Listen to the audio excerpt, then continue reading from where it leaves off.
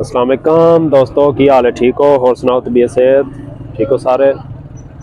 ਅਸੀਂ ਅੱਜ ਫਿਰ ਮੀਆਂ ਸਾਹਿਬ ਹੁਣਾਂ ਕੋਲ ਆਏ ਹੋਏ ਹਾਂ। ਅੱਜ ਸਰਦੀ ਬਹੁਤ ਸੀ ਯਾਰ, ਧੁੰਦ ਪਈ ਹੋਈ ਸੀ, ਬਹੁਤ ਸਰਦੀ ਸੀ, ਮੇਰੀ ਤਬੀਅਤ ਰਾਤ ਦੀ ਬਹੁਤ ਖਰਾਬ ਸੀ। ਮੈਂ ਫਿਰ ਨਿਕਲਿਆ ਨਹੀਂ ਕਿਤੇ ਹੋਰ। ਮੈਂ ਫਿਰ ਅੱਜ ਮੀਆਂ ਹੁਣਾਂ ਕੋਲ ਸ਼ਹਿਰ ਆਇਆ ਹੋਇਆ ਸੀ। ਮੈਂ ਨਾ ਕੋਈ ਗੇੜੀ ਲਾ ਆਈ। ਮੀਆਂ ਸਾਹਿਬ ਨੂੰ ਮੈਂ ਦੱਸਿਆ ਕਿ ਤਬੀਅਤ ਖਰਾਬ ਹੈ। ਉਹਨਾਂ ਨੇ ਸਾਡੇ ਲਈ ਕੇਲੇ ਮੰਗਾਏ ਨੇ, ਗਲਾ ਖਰਾਬ ਹੈ ਰਾਤ ਦਾ। ਆਪ ਕੇਲੇ ਖਾਈ ਜਾ ਰਹੇ ਨੇ ਤੇ ਛਿੱਲ ਕੇ ਮੈਨੂੰ ਵੀ ਦੇ ਦੇ ਯਾਰ, ਲਿਆਂਦੇ ਮੇਰੇ ਲਈ ਨੇ, ਆਪ ਹੀ ਖਾਈ ਜਾ ਰਿਹਾ।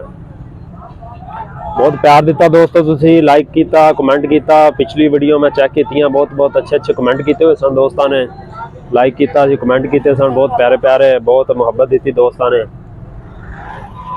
बहुत बहुत शुक्रिया तुहाडा। इवें ही अपना प्यार भरे कमेंट कर दिया करो। बस असीं व्लॉग शुरू किए ने, इंशाल्लाह बनाया करांगे। बिल्ला भाई आ रहे ने, बस सानू वायरल करो जल्दी जल्दी।